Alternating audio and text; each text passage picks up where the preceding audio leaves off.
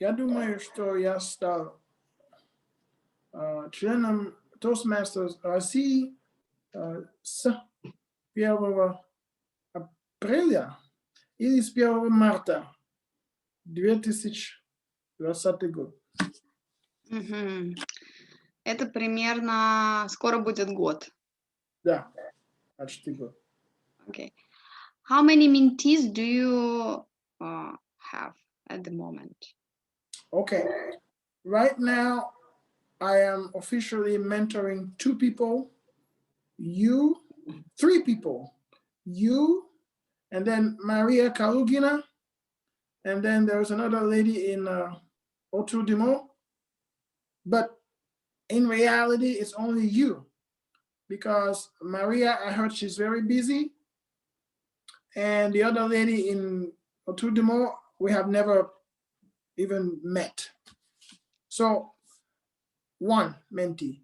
На данный момент официально, я думаю, по документам у меня 3 человека менти, но в реальности только с 1 человеком мы работаем с тобой. А какое оптимальное количество, как ты думаешь? Количество менти? Менти, да. Для меня 3 человека, я думаю, достаточно. Но я думаю, самое главное — это планировать заранее. Например, раз в 2 недели или раз в месяц. Да. So, the optimal amount of mentees, in my opinion, for me, is 3 people. But really, it's not really about the number. It's about how well you plan your meetings with your mentees. For example, you might say, let's work once every 2 weeks or once a month. Yeah, and how do you think, what works better, short terms commitment or longer? Or it depends on your goals? I think that the most important thing is the mentee should drive the process. The mentee should be the one initiating everything. Hey, because if you are motivated, you will make your mentor also motivated. So you should be initiating it, and of course, understand that your mentor is also busy. Try to give time, plan ahead. But really, for me, I enjoy when my mentee is driving the whole process, and it becomes fun. And when it's fun, you can do it every day because it's fun. If it's not fun, you don't want to do it. So, how to make it fun? How to make it fun? It's difficult. You show your passion and you exceed expectations. It's like at the university, right? If you do more than you expected, your teacher will love you, and it becomes fun for all of you, because then your goal becomes your mentor's goal. So how to make it fun? Have the passion. Choose the topics you like. If you like basketball, make a speech about basketball. It's going to be fun. If you don't like something, don't talk about it. It's just going to be obvious that you love it, you are passionate about it, and people will like it. So I would say probably the most important thing, talk about what you enjoy. Then I know what I want to talk about airports. Yeah, just make it relevant and make sure you achieve the goals of your speech. Yeah, because every speech has a goal. That was my problem last time when I wrote you what to do, and you wrote and you answered about call to action. That was the biggest challenge to me, to understand what I want from those people. Because I want to practice my confidence, but what do I want from them? That was my, Yeah, yeah. where I stuck. Well, think about it this way. If you go to speak to children, you go to their school to give a speech. The question is, why are you giving that speech to them? And the second thing is, what do you want them to remember and to do after your speech? That's the idea.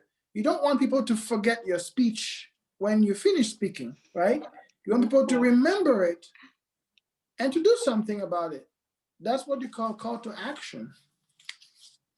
So it's not only about you. See, no, a lot of seekers, when you give a speech, it's not about you. It's about the audience. Of course, it helps you practice your confidence, but the question is what is in for the audience? Why should they listen to you? Exactly. We are thinking about ourselves. Yeah. And that's the point when you see all those people and you know that actually they don't care. If they don't care, that means if they don't care, that means you chose the wrong topic. That means Yeah. that means you don't know your audience. Because if you know your audience, you would choose a topic that they care about. That's why you should always understand who is going to be there, what do they do. Maybe look them up on Facebook, Google them, I don't know, LinkedIn, and then you pick a topic that is of interest to them, not to you. And that they're going to care.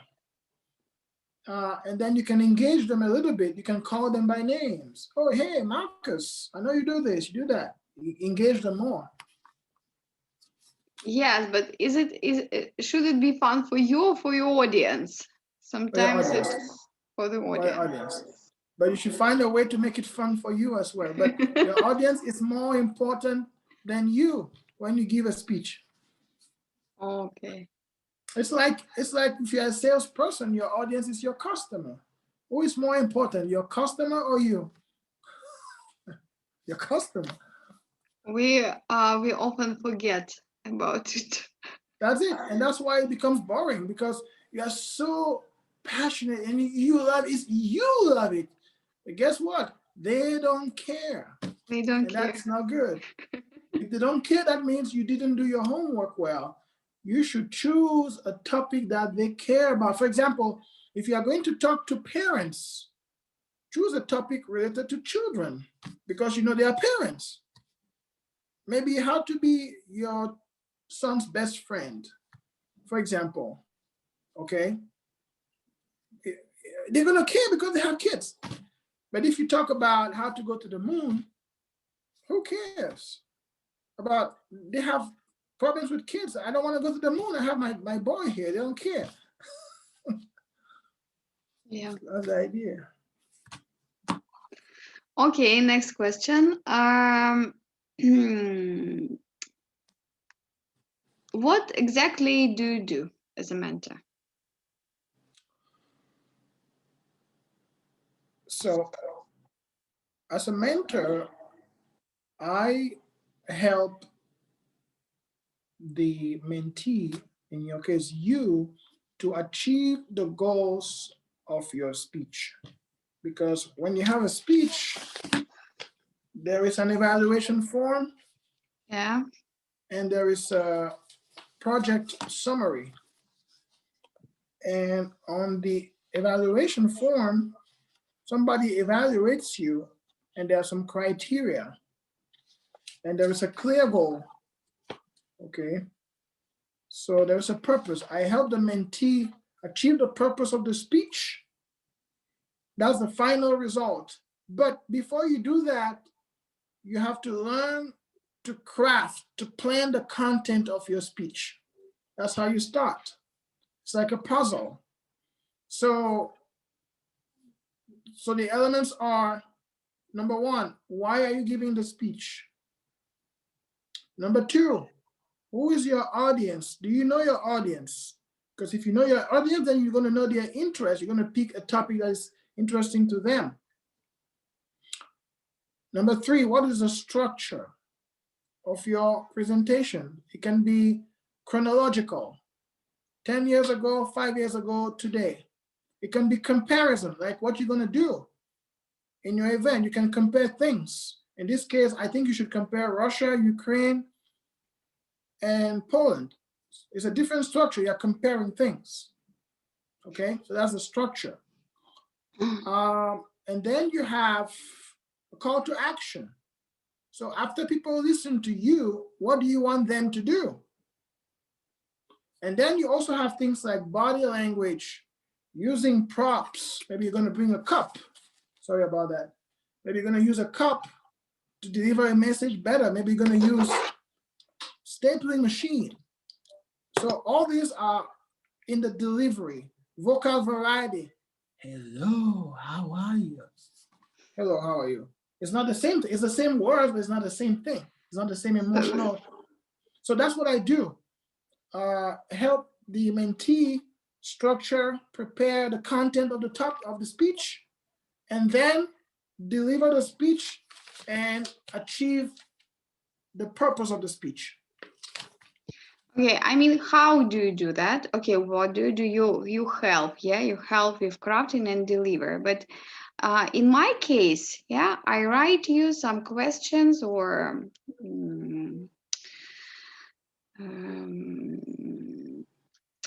and you send me some hints, some materials that can be useful. Yeah.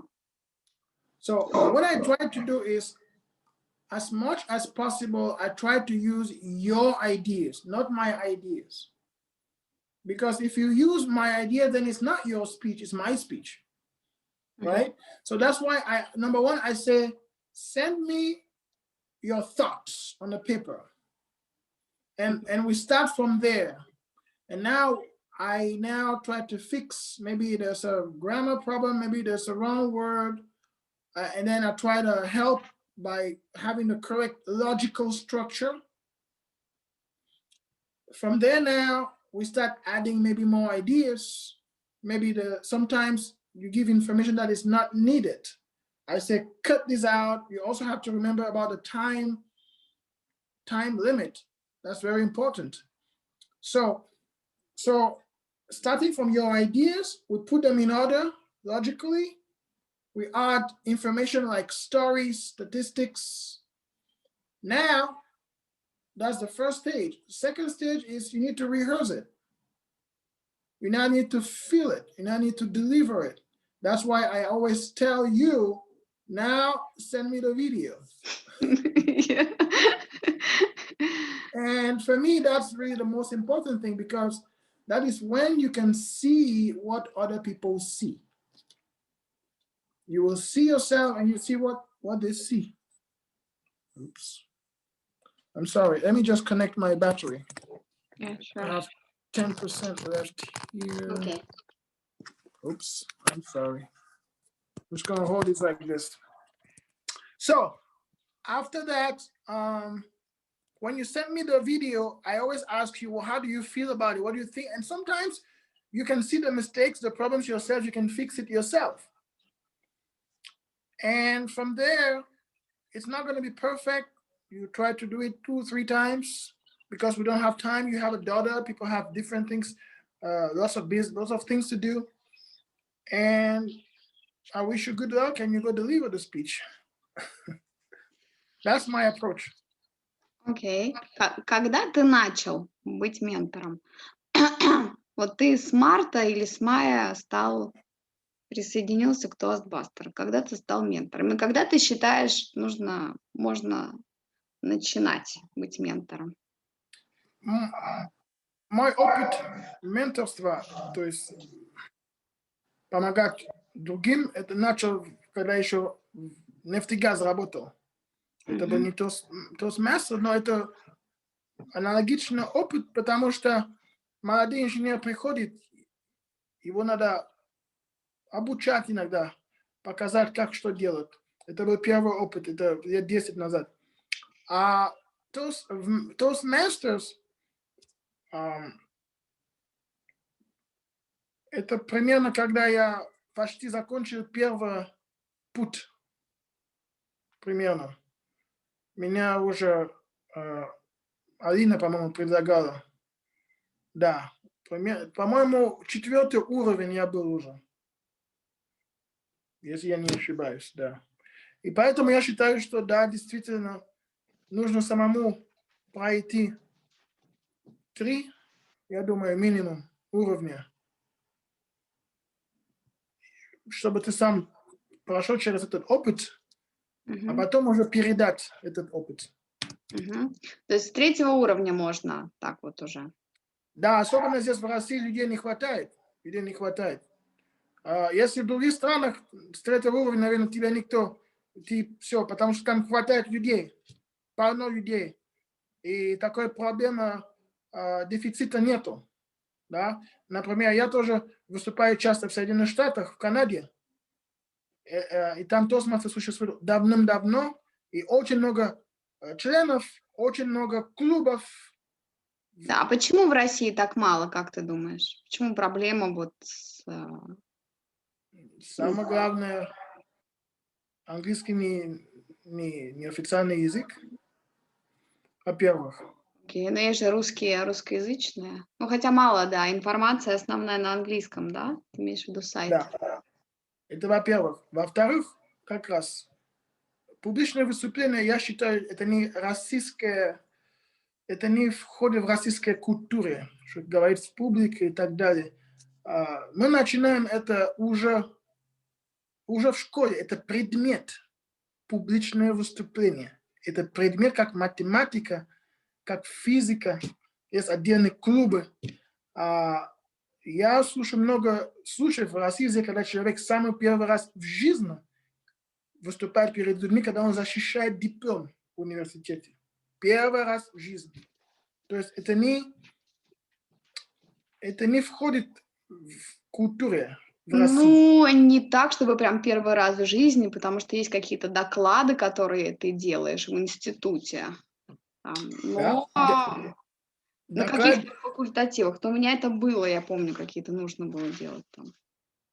Согласен, доклад делал, но было ли обучение, как это сделать? Нет, конечно, как твои нет. Ты руки приходишь использовать? и краснее, вот я помню, что... Вот именно, что сам иди разберись. Поэтому много людей, даже родители, скорее всего, даже не понимают, насколько это важно. Да? Я понимаю, да, я понимаю, как это важно. Поэтому да. Это мое мнение, почему Toastmasters здесь не... Это очень интересно, Алан, это очень интересно. Знаешь, это взгляд со стороны, потому что я задавала тот же вопрос, Да. вот, например, в своем комитете. Почему тостмастеров, ну, как бы не вообще мало, и про это не... Потому что я про это в Австралии узнала от своего друга австралийского. Вообще не в России я про это узнала. Представляешь, когда поехать в Мельбурн, чтобы узнать про то, что вот там в России. А если сравнишь, родители отправляют на танцы, на дзюдо, на шахматы. Вот это вот популярно в России. Уже выступление это новое. А этого нет, вот нет этого навыка самопрезентации. Вот это вот. Предмет в школе, я думаю, его надо ввести в школу со временем. Его нужно вести, да. Если мы хотим быть как-то представлены, русские, да, что русские известны как такие медведи, да, молчат, а потом вдруг на всех бросаются. Не пойми, что с ними, как раз, наверное, потому что они не умеют, в общем, выражать во многом. Это искусство целое, да. Да, то есть у нас сразу слушал, потом взял дубину уже и все. Very, very, very, very interesting. Окей. Какие преимущества для менторов? Что? Понятно, что получает менти, да? Я получаю поддержку. Да. Что получает ментор? Ты получаешь первое навыки планировать заранее. Каким образом? Нужно планировать, если ты говоришь, мы встретимся какой-то день, ты начинаешь свои собственные дела планировать. Ты уже понимаешь, ты же слово дал, это уважение тоже к нему, ты сказал, сделай, и ты не появляешься. То есть тебе нужно уже больше своих дела, особенно если много их планирования. То есть умение, то есть лидерство свои, то есть мотивировать. Бывают такие случаи, когда сам человек не понимает, допустим, для чего это ему нужно. Тебе придется ему это объяснить, допустим. Да? Да. Вот, это разница между лидером и менеджером. Вот, менеджер, он назначает, когда встречи и так далее, а лидер, он уже мотивирует. Это, вот. Что еще? Потом тебе это самое может помочь в своей карьере, собственно. Еще, как говорится, the best way to learn is to teach. Absolutely. Ты сам очень много узнаешь в процессе, особенно если ты готовишься к этому, да, я смотрю разные спикеры, разные техники, чтобы я мог это применять в своей речи, и чтобы тебе предлагать что-то дополнительное. То есть это еще очень хороший способ самому развиваться. Это же эти навыки, которые ты помогает другому человеку. Поэтому, но, конечно, это вообще волонтерское дело. Не все вращается вокруг тебя. Не обязательно, что тебе... Это больше нужно менти, чем тебе. Но это благо другому человеку. Не обязательно только все себе. Как говорится, мне это не надо. Но ему это надо. Вот. Это еще одна причина. Хорошо. В чем проблемы? Вот, в чем сложности? Менторство. Да. Потому что вопрос ведь не в том, что как получить ментора, да, но и как бы создать ментора, как бы создавать больше менторов, ну вот в нашей действительности. То есть как там получить, понятно, обратись там, если есть, тебе дадут. А как вот замотивировать людей, чтобы они становились менторами? Ну, надо контакт найти, потому что некоторые люди, может, бывает, что не совпадают по стилю, допустим. Да. Допустим, кто-то считает, что вот микроменеджер, то есть совпадение по стилю, да, менторства. Кто-то, допустим, люди подробно, а менти не хочет так подробно, давай в общее, так, допустим, да. Время, приоритеты, да. Время, да, сейчас ковид и так далее, то есть совпадение и время. Ну, конечно, методы, как я уже сказал, у меня есть тоже ментор. Вот, У это меня был есть... мой следующий вопрос. А у Вот. тебя есть ментор? У меня есть ментор, я сейчас стану как раз членом клуба Санкт-Петербурга. Я Подожди, ты плачу... же в оптиме форме. Ты можешь хоть в 10 клубах. А, ты сейчас хочешь еще в питерский? Дополнительно, да. Я плачу взнос, и я стану там. Потому что у них собрание по субботам в 2 часа очень удобно. А все московские клубы 7 часов вечера мне очень неудобно. Поэтому я делаю свои речи с улицы. Я не успеваю до дома. Вот. То есть я стану членом этого клуба. Это англоязычный или русскоязычный? Англоязычный. Я видела, да, они мне присылают иногда приглашения. Да. Вот Майкл, я его тащу. Но он тоже такой. Иногда бывает, что Алан, давай. Но я двигаю процесс. То есть он твой ментор, Майкл? Он мой ментор, да. Он мой ментор. Нужно двигать. Ты двигатель процесса, не твой ментор. Я тоже, например, завтра у меня речь. Я не успел его предупредить. И я просто не буду. Потому что я считаю неуважительно сейчас написать: о, слушай, кстати, завтра у меня речь. Я не буду просто. Потому что я не успел. То, что я сделаю, после речи я найду видео. Я ему скажу: слушай, у меня такая речь была. Я не успел. Если будет время, посмотри, скажи мне свою обратную связь. Все. Но обычно я его заранее предупреждаю. последней неделе и выходные было сумасшедшее. Вот я написал структуру, я еще буду репетировать эту речь. Она не готова, это завтра вечером. Вот. Так что совпадение, время и уважение друг к другу. Вот это очень интересно понять, потому что каждый понимает уважение по-другому. Вот. Ну, это культурные, наверное, коды все-таки. Каждый по-своему понимает, да, то есть это... Я еще считаю, что у меня два ментора. Другой ментор – это Юрий Майский, по моим русским речам. Вот я хотела спросить, что да, 2 ментора, 3 менти, а сколько менторов может быть? У меня два. Один русский, один английский. Что я хотел сказать? Юрий другой стиль. И Юрий более такой человеческий такой. То есть мы говорим о жизни. Не просто привет, там, бла-бла-бла, вызов, и до свидания. Нет. Есть такое тоже, что нужно контакт человеческий найти с своим ментором. Иначе это будет сухое какое-то общение. И просто каждый смотрит на часы, когда это все, пытка закончится. И до свидания. Классное собрание. Да, и это все это совпадение, это очень важно, да, по характеру, по содержанию разговора.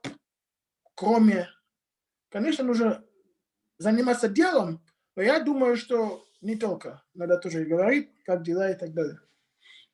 Да, это такое уже как бы эмоциональное, ну, тоже часть здоровья, да, эмоциональная. Да, вот Юрий любит петь, я люблю петь, я все везде пою. В кухне, душ, везде. Юрий любит петь. И мы Да, думаем, он же профессионально, кажется, этим занимается. Да, я пойду на его концерт. Я пою. Вот я люблю петь. У нас общее удовольствие такое. И я хочу что-нибудь такое с ними. Я точно на его концерт пойду. Вот, А он видишь, поет? Я просто... Юрий поет. Он даже концерты делает. Такой баритон прям. Ну, то есть я слышала, что он в музыке, но я не знала, что конкретно. У них какой-то ансамбль есть. Я даже онлайн есть. Я видел его видео онлайн. Потрясающе. Вот. Ну вот, все, у меня вопросы закончились. Вот их было немного, чтобы не развозить, ну вот так вот. Прекрасно. Я думаю, рекомендую твое событие организовать, потому что нет особой школы и какого-то опыта. Надо просто свои идеи собрать, какие-то информации и делать события. Окей, ты знаешь, а ты не хочешь вот такую сделать вставку вот в этот мастер-класс «Наш диалог»? Я тебе даю зеленый свет, что хочешь с этим материалом делать. Ну, я его порежу, да, я его буду постить, я думаю. Но в том числе, вот, а вживую не будет у тебя времени? Когда? Это суббота, Сейчас, секунду. 13 через 2 недели. Ну, буквально вот, может быть, какое-то 5-минутное что-то, какой-то диалог. Ну, Сейчас просто я заметила, да, просто иногда диалоги, как необычный формат, заходят лучше. Да.